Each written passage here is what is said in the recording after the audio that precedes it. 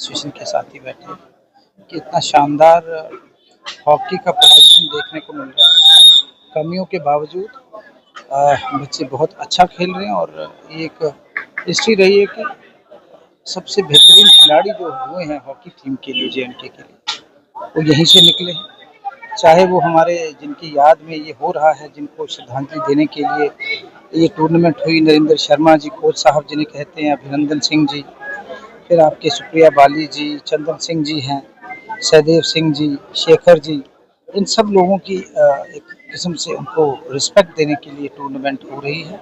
9 टीमें शामिल हो रही हैं। आज फाइनल है साहिल हॉकी क्लब और गुरु नानक हॉकी क्लब के बीच, जो 1965 में इस्टेब्लिश हुआ था। लेकिन मुझे खुद अच्छा लग रहा है और मुझे उम्मीद है कि जितने यहाँ पर लगभग 1000 के करीब जो लोग यहाँ बैठे हैं, ये सब खेल प्रेमी हैं और जो हमसे तवक्को रखते हैं जो भी हम कर पाए अगले 5 सालों में स्पोर्ट्स के लिए। आज इनसे हमने फीडबैक लेनी, विधायक जी से हम फीडबैक लेंगे, क्योंकि इनके बुलावे पर हम आए। इन्होंने 2-3 बार मुझे अपने कार्यक्रम कुछ कैंसिल करने पड़े और आज यहाँ है। लेकिन मैं कहूँगा कि खेल ऐसा माध्यम है जिस हालात से पूरा विश्व गुजर रहा है, चाहे वो वॉर लाइक सिचुएशन हो, चाहे वो नशे की जो एक बीमारी पूरे देश में फैली हुई, चाहे वो बेरोजगारी के आलम में लोग जिनको मेंटल हेल्थ खराब हो रही है, स्ट्रेस है, उस सब से खेल ही एक ऐसा माध्यम है जिससे आप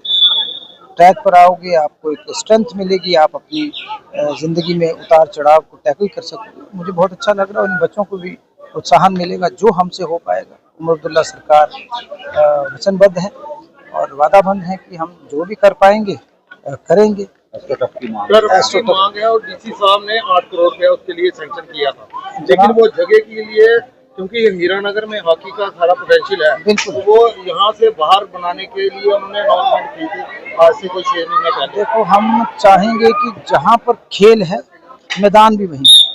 अब ऐसी जगह में मैदान दोगे जहाँ पर खिलाड़ियों की कमी है, तो मुझे लगता है वो कहीं ना कहीं खिलवाड़ ही होता है। उससे we will discuss the matter हुआ, यहाँ के जो अफसरान हैं उन सब से हम डिस्कस करेंगे और जो बन पाएगा। जैसे यहाँ पर अभी एमएलए साहब बता रहे थे, मुझे 80 फीट पीछे जाने की गुंजाइश है, डीपीआर तैयार है और ये शायद पीछे चला जाए, उस साइड भी कुछ इनका मुझे लगता है कुछ ज़मीन बन सकती है। मुझे लगता है हमें बच्चों को नशे से दूर कर कर, मोबाइल से दूर कर कर, जैसे आज दे आर रिव्यूइंग हॉकी को, दोबारा से उसको यहाँ पर जिंदा करने की कोशिश की जा रही है। तो मैं भी पूरा इनके साथ शाना बशाना चलूँगा और जो लोगों की डिमांड है, जो स्पोर्ट्स पर्सन की डिमांड है, फैसले होंगे लोगों को पूछ, हम तो कोई नहीं होते। कोचेस की कमी जो है कहीं ना कहीं खलती है, बिल्कुल है। आने वाले दिनों में कोशिश करेंगे उसको जल्दी से जल्दी एड्रेस करें। बहुत सारे मुद्दे हैं स्पोर्ट्स के, चाहे वो रहबरे खेल का मुद्दा है, SO12 वाले बच्चे हैं वो बेवजह एक छोटी सी वजह से वो बेचारे महरूम रहे हैं, उनका भी इशू है। और भी बहुत सारे जेन्युइन स्पोर्ट्स के कोचेस के इश्यूज हैं। हम कोशिश करेंगे आने वाले दिनों से ऑनरेबल सीएम साहब के साथ डिस्कस करके वो एड्रेस। क्या देखते हैं, काफी सारा पोटेंशियल है, बॉर्डर एरिया, कंडी एरिया, यहाँ के नौजवान युवा भी काफी साहसी हैं। स्पोर्ट्स कोटे को लेकर किस तरह से इस बात को आगे किया जाएगा और सेंट्रल गवर्नमेंट क्या देखते हैं, अगर वो सहायक रहे तो कितना बूस्ट मिल सकता है? बहुत बड़ा दिल करके गवर्नमेंट ऑफ इंडिया को हमारी मदद करनी है। जिस तरह वॉर लाइक सिचुएशन, ये बॉर्डर एरिया है, मैं तो LOC का हूँ, ये फिर इंटरनेशनल बॉर्डर है, एक स्पेशल रिक्रूटमेंट रहे, स्पेशल कोटा और स्पेशल हमें पैकेज दें, जिससे ये जो बच्चे हैं, क्योंकि यहीं से सैनिक तैयार होंगे, यहीं से पुलिस वाले तैयार होंगे, उनको स्पेशल एक वो देना चाहिए। बगैर वर्दी ये इस मुल्क की हिफाजत कर रहे हैं। तो मैं एक बार फिर दिल्ली सरकार को भी अपील करूँगा, डॉक्टर साहब यहाँ के डॉक्टर जितेंद्र सिंह जी हैं, वो भी बहुत मदद करते हैं, उनसे भी अपील करेंगे कि वो जो भी अपनी कैपेसिटी भी करेंगे, हम भी करेंगे। हमें मिलजुल कर, अब तो हम चुने गए हम सबके, हमें मिलजुल कर लोगों की सेवा करनी और स्पोर्ट्स को ज़्यादा से ज़्यादा तरजीह देनी। प्रतिनिधियों को भी कई मुश्किलें सामने आ रही हैं। सीएम उमर अब्दुल्ला ने तब ये कहा, जहाँ तक कि आपके साथ जो विधायक है उन्होंने भी कुछ मुद्दे हाईलाइट किए। क्या देखते हैं कि अगर फुल फ्लैज स्टेट रहे, बात याद रखना, there can never be 2 power centres, कभी भी नहीं हो सकता ऐसा। जब आपको फ्री हैंड हो तो आप डिसीजन कर सकते हो, डिस्कशन होती है आपकी। तो मैं पुरुमीद हूँ कि जो वादा हमारे साथ आदरणीय प्रधानमंत्री जी ने किया है, वो उस पर भी खरा उतरेंगे। तो जो लोगों की नब्ज़ कहती है, क्योंकि हम एक we were a country, then we were a state, no we are a UT. ये डिमोशन तो है ही। We hope we get the promotion and we do the Jai Hind, जय युवाओं भारत। को सर एक आखिरी सवाल, युवाओं को आपसे बहुत उम्मीदें हैं। लद्दाख में युवाओं को 85% लोकल रोजगार में, यहाँ तक कि सरकारी कोटे में भी रिजर्वेशन है।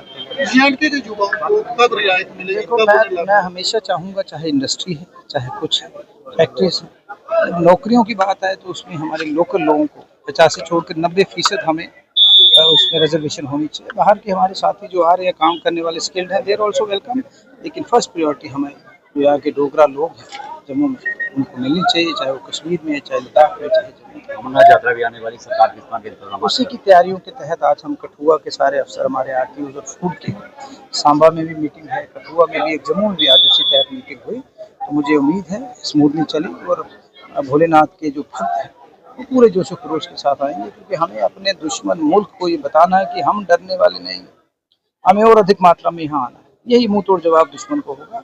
हमारे बहादुर फौजियों ने, मैं नमन करता हूँ जो शहीद हुए, चाहे वो पहलगाम में जिन्हें शहादत दी, या सरहदों पे दी, चाहे पुंछ में दी, उन्होंने, उनकी शहादत जो है वो फजूल नहीं जाएगी। उनको हमारी सच्ची श्रद्धांजलि ये है कि हमें ज़्यादा से ज़्यादा मात्रा में माता वैष्णो के दर्शन करने आना है, कश्मीर में आना है, चाहे लद्दाख में आना है। ये टूरिज्म वर्सेस टेररिज्म की लड़ाई, हमेशा टूरिज्म जीतेगा, टेररिज्म। आप स्टेट रूट की मांग कर रहे हैं, लेकिन केंद्र सरकार जो है वो इस पर कोई फैसला नहीं ले रही, क्या कोर्ट जाएंगे आप? देखो, मैं चाहूँगा वो जो हम वो भी वादा बंद है, ये प्रधानमंत्री जी की अपनी कमिटमेंट है। तो मुझे उम्मीद है जो प्रधानमंत्री जी ने मुख्यमंत्री जी से कमिटमेंट